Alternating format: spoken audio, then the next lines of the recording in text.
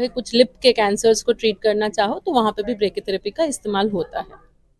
Ma'am आज Nangal hospital में जो लॉन्च हुआ है ब्रेकियोथेरेपी का, तो आप नागपुर की जनता से और जो भी इससे पीड़ित है कैंसर से, आप उनके लिए क्या बोलना चाहेंगे? मैं बस ये बोलना चाहूँगी कि अब तक ये चीज़ भले ही नागपुर में अवेलेबल थी, बट कहीं पे या तो कॉस्ट के इश्यूज थे या तो कहीं पे अच्छी टेक्नोलॉजी का यूज़ नहीं हो रहा था।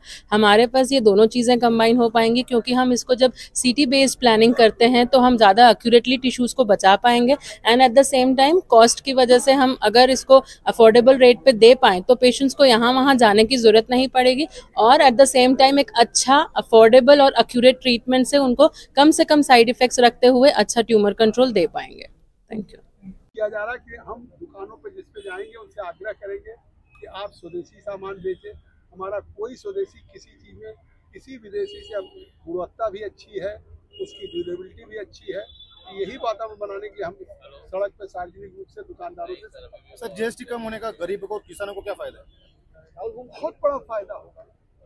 आप सर सामने इसका फायदा जो जीएसटी का अगर 18% से 5% हुआ, और बहुत सी पहली बार चाहे इंश्योरेंस हो, चाहे मेडिसिन को हो, चाहे कैंसर का हो, टैक्स 0% हो गया, जीएसटी 0% हो गया, तो इसका सीधा सीधा लाभ फिर उसको मिलेगा, क्योंकि 5%, 18%, 22% टैक्स से वो गोश्त तो उसी खरीदने वाले उपभोक्ता पे पड़ता था। तो मुझे लगता है ये देश की आज़ादी के बाद इसी टैक्स रिफॉर्म में सबसे बड़ा ऐतिहासिक कदम है, जो आज इस शारदीय नवरात्र के पहले दिन से शुरू हो रहा। मोदी को धन्यवाद देंगे, माँ की कृपा है कि देश के उपभोक्ताओं को लाभ।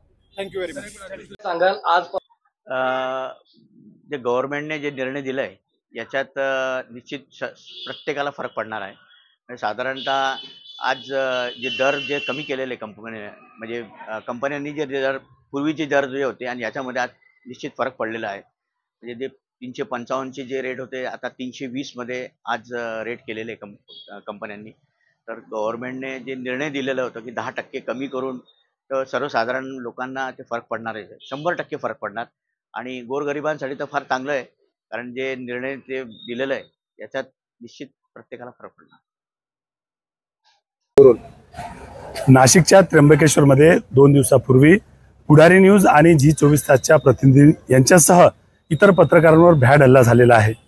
त्र्यंबकेश्वर मधील हा पत्रकारांवरील हल्ला हा लोकशाहीच्या चौथ्या आधारस्तंभावर हल्ला आहे।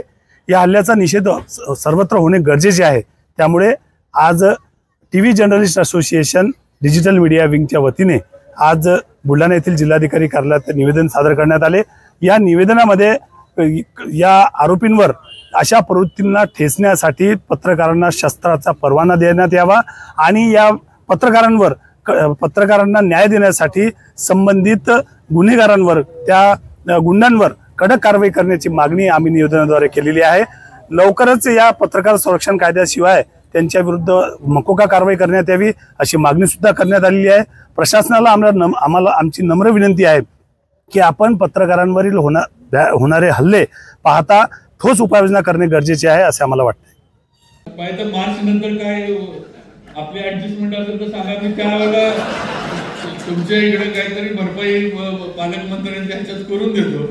पण आता साहित्य संमेलनाला जरा हात पालकमंत्री म्हणून जिल्ह्यात थोडा ढिला सोडा, म्हणजे यशस्वीरित्या होईलच, आणि आपण 100% आमच्याबरोबर आहात याची आम्हाला खात्री आहे आपण पूर्ण। कारण राजे जरी शेवटी पाटणचे आमदार जरी असले तरी राहतात सातारा, रहिवासी ते सातारचे नाही। आमच्या संबंधीचा विषय कधी